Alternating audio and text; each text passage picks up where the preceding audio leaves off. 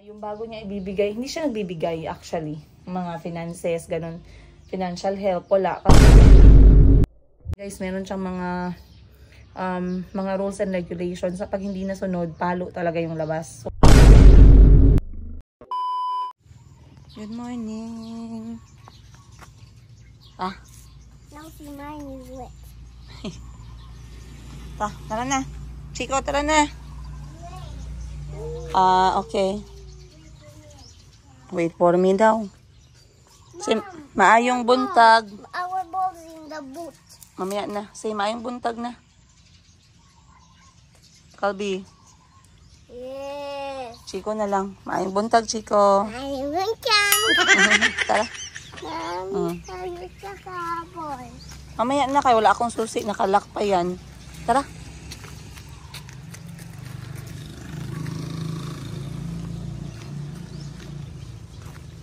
Saan si Mayumi? Saan si Mayumi?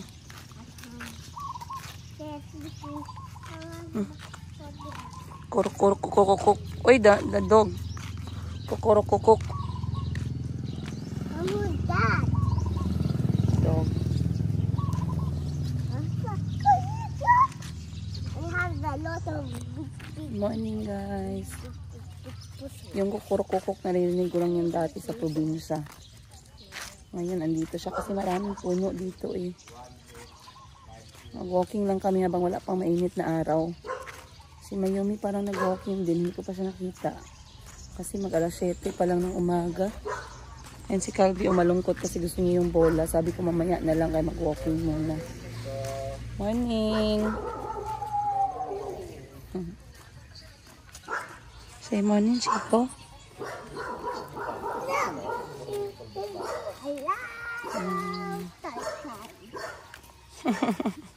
Sabi ni Chico, the dog has a lot of toy. Kasi parang nag-breastfeed yung nanay. Yung aso, nag-breastfeed siya.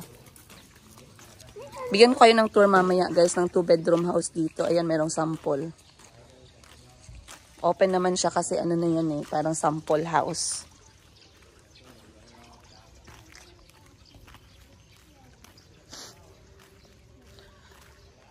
So, etong mga bahay dito, tapos na talaga sila. Ready for move-in.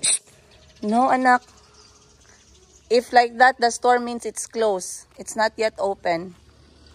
You have to respect. When they open, they open. Tara na.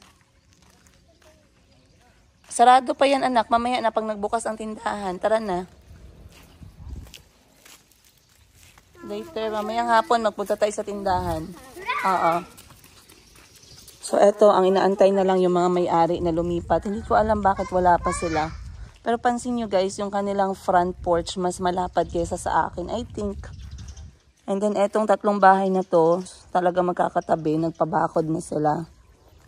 Ayan, sana all na may budget na pampabakod. In fairness, ang ganda ng mga bakod nila. Ito maganda, hindi masyadong sarado. Itong isa naman, pinalagyan niya ng ng atip yung kanyang garahe. Okay din.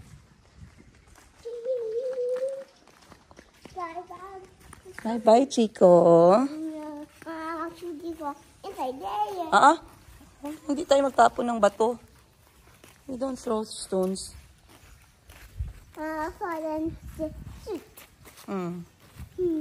Ito niya. Pajama ni Chico. Abot na sa semento. Ay, no. Wag lagi. Makatapon ka sa sasakyan. No. Tara na. Only for the bad dogs lang. I thought this was to the bad dogs. But if the dogs are good, no need. But that's too empty. Okay, painful man. Remember the injection?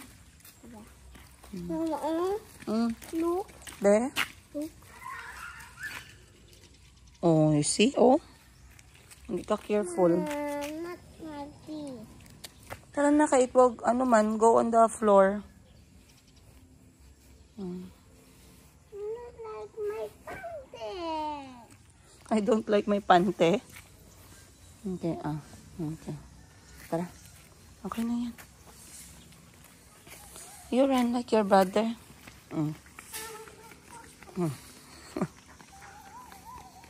Dahan lang ha, matumba ka. Ha? What happened? Mabilis si Calby. Calby, dahan-dahan lang. O, day na. Sabay ka na kay mama.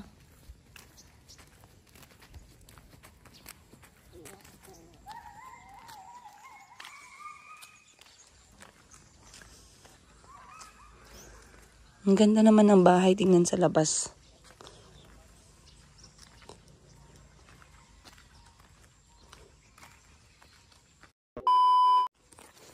Sobrang sweet ni Calby kahapon. Kasi nga, sa umaga, nag-McDonald's sila. Naglaro sila sa play area. Nagkita sila ng mga pinsan niya. And then, sa gabi naman, dinala ko sila sa Christmas village. Parang mayroong subdivision na nagkaroon ng Christmas theme. So, dinala ko sila doon. Naglaro sila ni Chico. And then, kumain kami doon ng dinner.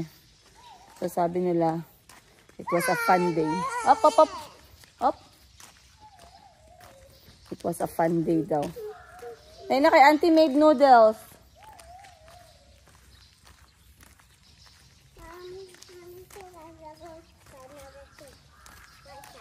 Mamayang hapon pa. So, kagabi pagod na pagod ako, guys. Kasi, sa umaga, family day. Sa hapon, nagbenta ako konti. Then, nag-gym ako pagkahapon. And then, sa gabi, pinasyal ko yung mga bata. Up, bad dogs. Let's go. So, kahapon, guys, kami nagkapasyal. Dito banda sa may Alabel. May mga na-meet kami ng mga viewers. So, tuwang-tuwa naman kami. Yung isang family, kumakain kami. Sabi, ma'am, antayin namin kayo matapos kumain.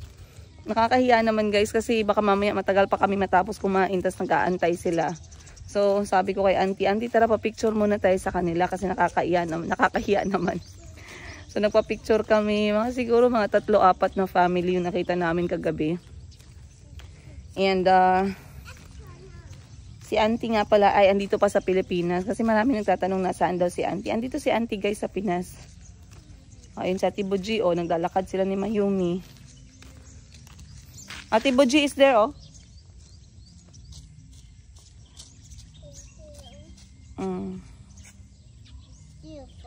Tana. Kasi natatakot ako, guys, pag hindi ko kasama yung mga bata. May mga aso kasi. Tara, let's eat breakfast na. No, don't carry kids, anak.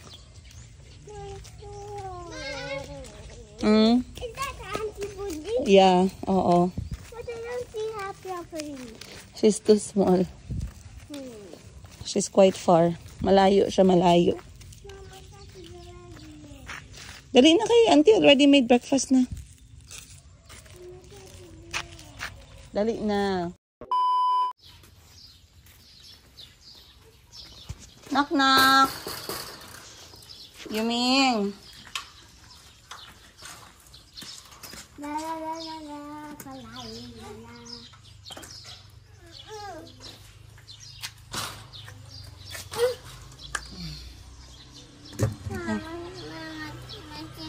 My body is wet. Your panties wet. Yeah. Okay. Come.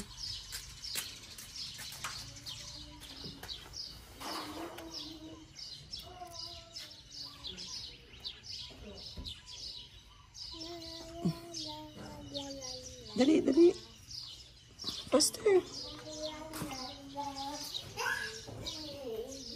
Faster. Calby, wash your hands. Go na. Now. Put some soap. Wash your hands now. Mayumi! Mayumi! Nag-walking ka? Ha? Ha? Nag-walking ka? Wow, kain na. Mom, let me see the Barbie. Ah. Barbie You're not being nice. That's for Mayumi only. Mama. No, for Mayumi lang. Ah.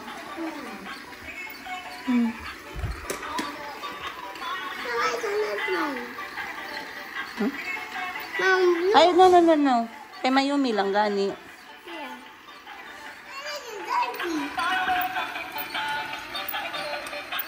Wow. Hi, come back.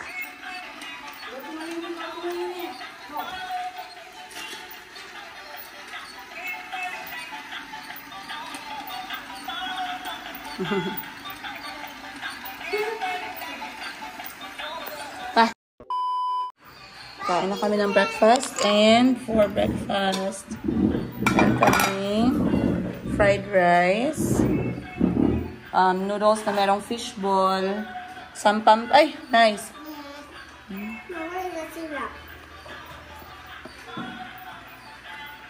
Pinya. Ready and go. Jingle bell, jingle bell, jingle all the way. Old MacDonald is the right one, is something say. And for you? Jingle bell, jingle bell, jingle all the way. Come on. Old MacDonald is the one, is something say. Hey. Hey, old MacDonald. Ayun na, Chico. Calbie's almost finished na, oh. Mama, Calbie, ubusin mo na yan kaya magligo na. Today is Sunday, baya.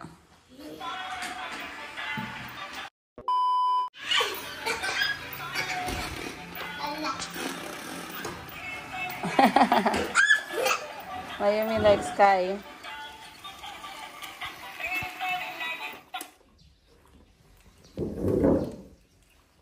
don't bounce it, it's going to break. Calbie, that's Mayumi's toy, man. I'm fixing everything. I'm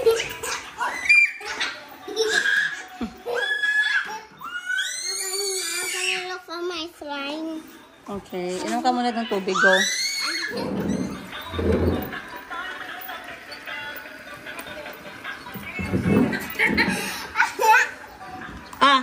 Sa'yo lang pa.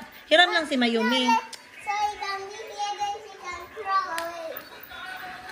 Ha.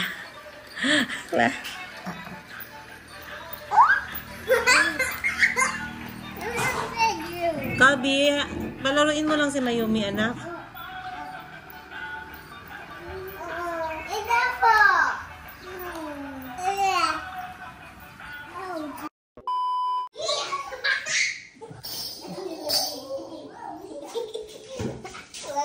Nasa Tamad-ira tayo, guys. So, yung mga kailangan pulutin, pupulutin ng paa. And then, Calbie. Tara na, nagsabon ka na, ha? Calbie. Calbie, nagsabon ka na? Go back inside.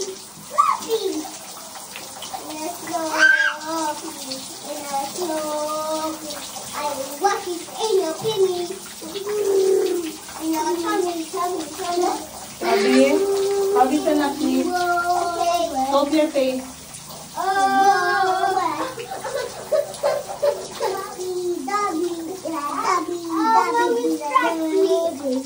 Soap your face. Soap your body, Bobby. Tap your nail.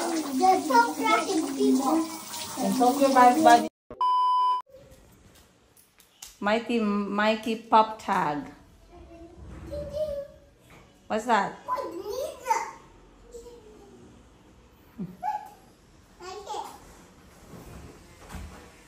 Wow. So cool.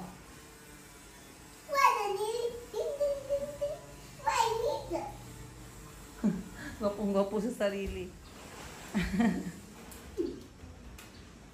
Now you are a Mighty Pop.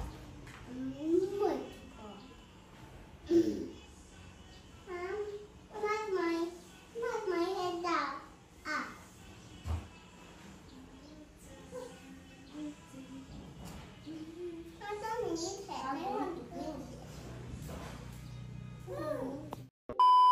guys.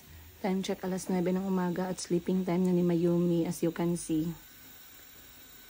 So hindi naman talaga siya mahirap patulugin. Siguro mga 3 to 5 minutes lang tulog na siya. I think sa lahat ng mga anak ko si Mayumi yung pinakamadaling patulugin. So kanina parang nagbibisyo. Pero sabi ko alas 9 na kasi talaga at oras na ng tulog niya. So kailangan niya lang pala ng mahigpit na hele. So hinawakan ko siya ng mahigpit and then shake lang natin ng konti. Ayan, tulog na tulog na. Tsaka si Mayumi guys, ayaw ng aircon. Electric fan lang, ang sarap-sarap ng tulog niya.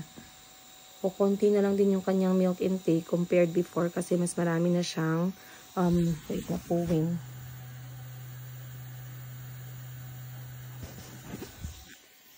Kasi mas marami na siyang kain ngayon. So far so good naman no ang kanyang mga timbang, ang kanyang height okay naman. And malapit na siya mag 1 year. Alhamdulillah, magbe-birthday si Mayumi ngayong January. Yan, parang kailan lang talaga. Pero so far so good. Masaya ako at wala kaming mga major issue naman sa mga anak ko, lalo na kay Mayumi. And nagkaroon lang siya ng mga ubo, ganun. Pero yung tinatawag natin na talagang kakabahan ako so far, God is good, wala naman. So matutulog siya guys mga 1 hanggang 2 oras, lalo na pag hindi maingay yung mga kapatid niya. So ganitong oras kapag katulog siya, at least marami kaming nagagawa. And today dahil Sunday, si Chico at si Kulot ay nagti-TV time. And dapat, ako ngayon dapat lalabas ako kasama yung mga kapatid ko, pero wala pa naman silang update. So aantayin ko muna. Meanwhile, ako muna ay magtatrabaho sa labas ng bahay at tatanggalin ko yung mga damo. Kasi masyado nang mataas. Tsaka therapeutic din. So, tara. Araw ng mga tamad. Are you okay? Yeah. You look like the car. You see, the car is orange and you're orange. Look, the car is Zuma. You're Zuma.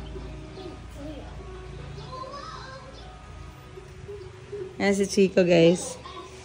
Yan yung kulot niya na hair. Be? Wow! You are Zuma Mighty Pop. Why is your ears down? It should be up.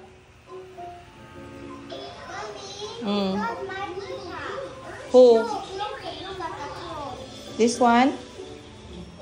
How about you? I'm not Mighty Pop too.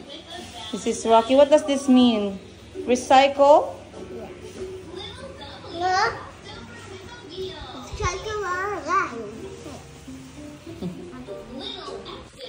So, parang magkikita-kita kami ngayon magkakapatid kasi ngayon ay death anniversary ng aming tatay. Yung tatay namin na nakawalo, guys. Alam nyo ba, pangarap ng tatay namin na magkaroon ng anak na lalaki. Kaya kami umabot ng 8. So, hindi tumigil yung aming tatay, guys, at nanay. Hanggang sa hindi kami magkaroon ng lalaking kapatid.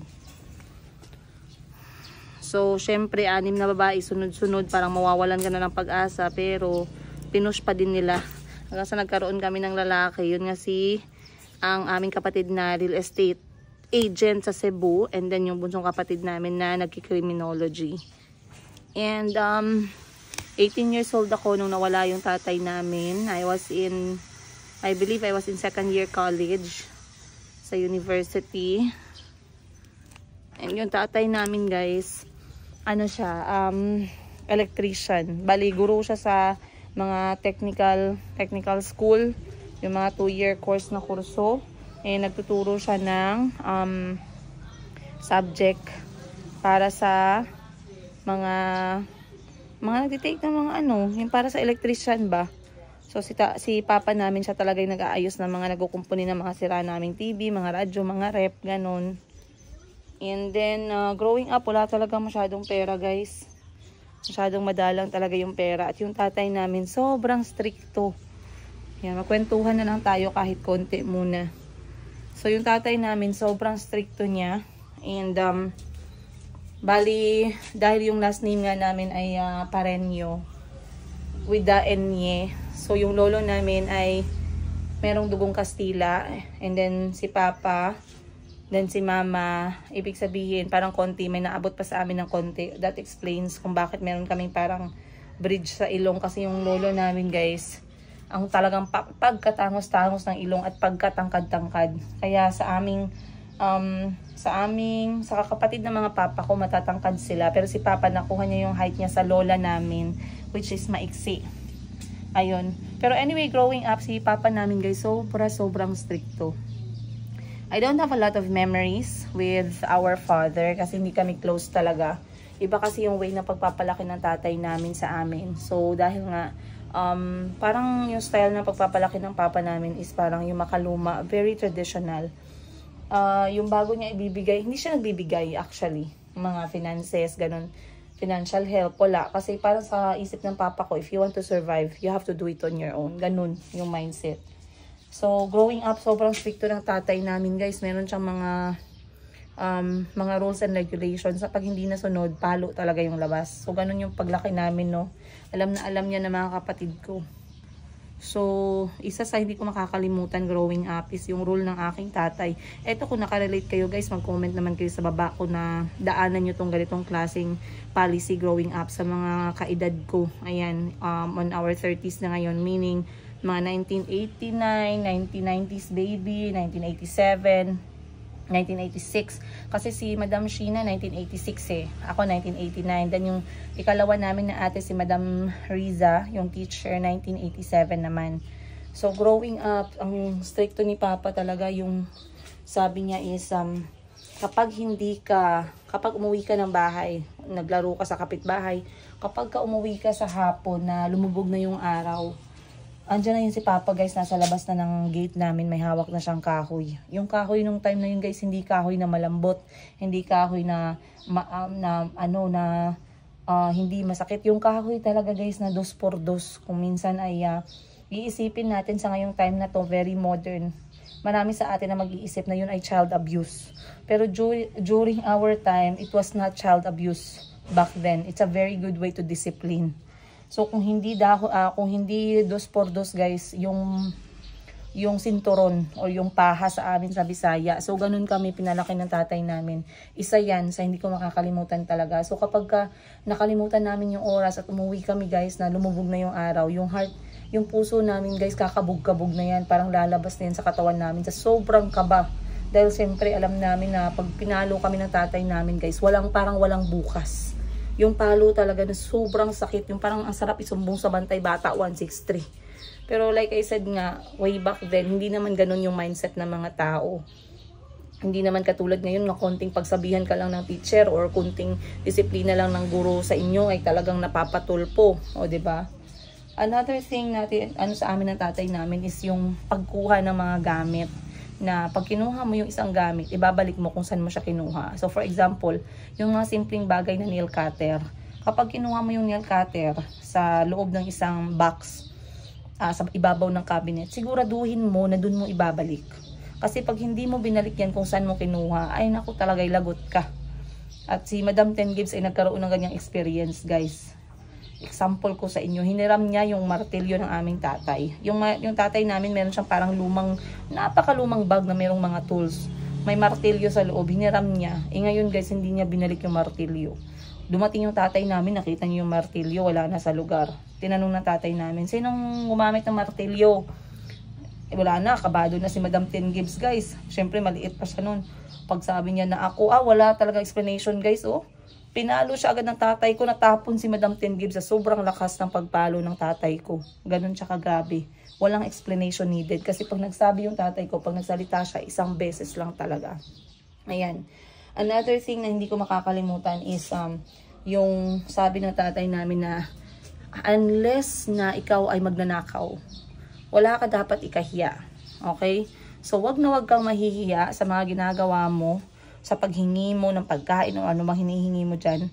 Ang importante, hindi ka magnanakaw. Alam nyo, lumaki kami na kapag pumupunta kami sa mga birthday ng mga kaibigan ng tatay namin, imbitado si Papa, sinasama kami ni Papa guys. Alam nyo bakit? Kasi pagtapos na yung party, sasabihin ni Papa, hihingi siya ng pagkain. Ngayon, kami guys, mga dalaga na kami guys. May mga crush na kami na pumunta sa party guys. May mga cute na mga tisoy na mga bisita na mga kaedad namin. Hindi kami magka-crush guys. Hiyang-hiya talaga kami. Pagkatapos ng party, bigyan kami ni Papa ng selupin. Tapos sabihin niya sa amin, magdala ka ng ganong ulam, yung bihon. Damihan mo yung bihon. Kay, ano daw yan, mapanis yan agad. Mga ganon ba? O kumuha ka doon ng spaghetti. Damihan mo na kay walang magkain yan dito, ganun. Tapos gusto ni Papa, walang hiya-hiya, pagkabalot-balot talaga. Minsan guys, mami, ano pa, kaya andyan po yung crush namin. Pero hindi talaga pwede guys, kasi pag ganyan ka magsagot kay Papa, ay naku, malintikan ka talaga. Kasi hindi maintindihan ni Papa na mayroon kaming hiya ba, kasi nga dalaga, may mga crush. Para sa kanya, ba't ka mahiya? Magutom na nga tayo, mahiya ka pa, parang ganun ba? So, yan yung mga turo ng tatay ko na hindi ko talaga makakalimutan. And, in fact, hindi lang sa hindi ko siya makalimutan, kundi talagang tinuturo ko rin siya sa mga anak ko. Ayan. Yung wag kang mahiya, ang importante ay hindi ka nagnanakaw. Ayan. Yung pag-uwi ng gabi, hindi naman yun nangyayari na kasi nga hindi naman masyadong lumalabas na yung mga bata ngayong panahon na to. It has been like, kasi growing up, mga 4 years old ako nag-start na talagang grabe dinidisiplina na din ako ng tatay ko eh. 4 years old. So ngayon 35. That is already like 30 years ago. So it's really a lot different. Ngayon hindi na naman lumalabas yung mga bata sa kapitbahay. Ayan. Ano pa ba? Yung tatay namin, ang pinakamahirap sa kanya guys, yung mindset niya ng pagpapalaki sa amin, very traditional. Yung hindi ko alam kung na-experience nyo to sa mga magulang ninyo or kung sino nagpalaki sa inyo. Yun bagang dahil sa nag-aaral sila at naglakad sila ng 7 bundok nang walang dalang pagkain, na kumukuha lang daw sila ng saging sa puno, gusto ding i-apply ng tatay namin sa amin. So growing up, kapag pumupunta kami ng eskwelahan, umuulan man yan o umiinit, hindi kami makahingi ng pamasahe. Kasi ang thinking ng tatay namin, kaya niyong lakarin yan. Kahit umulan, uminit man yan. Kahit na maliit, walang pakialam yung tatay namin. Basta lalakarin lang daw yan. Kasi nung panahon daw nila, naglakad daw sila ng 7 bundok. Kumuha daw sila ng saging para kumain. At hindi daw sila basta-bastang, alam niyo yun, hindi daw sila basta-basta na talagang nag-give up. So yung mga pinagdadaanan daw namin nung time na nag-aaral kami ng elementary, wala lang daw yan. So laging ganun, lagi yung scenario. Lagi na lang kinukompare sa kung paano sila lumaki. So yung mindset ng tatay ko, instead moving forward, going back. So yun lagi yung pinag-aawayan nila ng nanay namin. Dahil nga, hindi maramdaman ni mama na parang willing si papa magtulong sa amin when it comes sa financially ba, growing up. Siyempre, nag-aaral na kami, ang dami namin, ganun. So, yun nga guys. Pero buti na lang at hindi naman ako nagkakaroon ng mindset na ganyan sa mga anak ko ngayon. Kasi yun nga yung mga things na talagang, sorry sa word, pero na-hate ko yung ganong mindset. May mga mindset na talagang saludo naman ako kay Papa. Yung pagiging stricto niya sa amin, nung una hindi namin maintindihan, sobrang galit na galit kami sa kanya. Kasi ganito, dalaga na kami, pero laging merong rules and regulations. Pero ngayon na kami meron ng pamilya, ay naintindihan namin. Dahil nga, sa pagpapalaki ng tatay namin, sa murang edad, na kahit na ma-hate namin siya, ay talagang tinrain niya na kami na ganun dapat klase yung behavior namin. Ngayon, dahil doon, maaga kaming naging mature. At dahil doon, napagtapos talaga namin yung aming pag-aaral. So, natapos ko yung aking 5 taon sa university. Ako'y nakagraduate. Namatay yung tatay ko, 2nd year university ako eh. Pero hindi naman ako masyadong affected financially. Kasi nga hindi naman nasusuporta yung tatay namin. Pero, when it comes naman sa emotionally, hindi rin ganun guys ka-affected. To be honest with you. Kasi nga hindi naman kami lumaki na parang close sa tatay namin. Meron yung takot, laging takot. Pero, other than that, wala ako yung parang feeling na merong father figure. Kaya isa yan sa laging pinagpipray ko sa mga anak ko na makakilala ako or yung makasama ko sa buhay, hindi lang magiging partner ko, kundi magiging maayos, mabuti, at very supportive hands-on na tatay sa mga bata. Hindi lang yung binabagsak lahat sa amin as babae yung responsibilidad. Katulad ng parang nakita ko sa pagpapalaki sa amin, parang feeling ko all the time si mama yung hinahanap namin. So kung hindi man lang magiging ganun yung partner, wag na lang. Kasi ayoko na lumaki yung mga bata na parang hindi nila nalalapitan yung tatay nila. Kaya siguro din isa dun yun sa mga naging ko guys, naging game changer ko. Kapag sa isang relasyon, nakikita ko na parang eto, parang tagilid do. Bibigyan ko ng panahon, 1, 2, 3, pero hanggang kailan, 'di ba? Parang hanggang kailan ka magtitiis? Kapag kaubos ka na, kapag na zero ka na, kapag ka mentally pagod ka na, kapag financially walang-wala ka. So, ay hirap. Sobrang hirap. Pero okay lang din kasi dahil sa the way kami lumaki, I'm able to make hard decision sa buhay ko na alam ko naman nakakayanin ko. Ayun. And ngayon nga ay death anniversary ng aming tatay. Normally kami magkakapatid ay nag-iipon-ipon at kumakain kami together. I'm not sure kung ano yung magiging plano namin today kasi nag-message na si Madam Tengiels na ako nga'y kanilang ipapasundo dahil baka magluluto kami ng something at pupunta kami sa tabing dagat para mag-reminisce or kumain or mag-catch up dahil nga busy-busy yung mga kapatid ko. Pero yeah, titingnan natin. And kung may tanong kayo guys regarding sa mga ganitong klaseng sitwasyon, mga tatay, or at least gusto nyo i-share paano kayo nag-grow up and how it affected you as a person and how it actually molded you sa kung ano man kayo ngayon, I am very interested na marinig yan guys sa comment section and kung paano kayo dinisiplina ng mga tatay ninyo. Another thing pala no i-mention ko, yung sa pagkakaroon ng boyfriend, ayan, baka makalimutan ko, ito interesting part din to eh.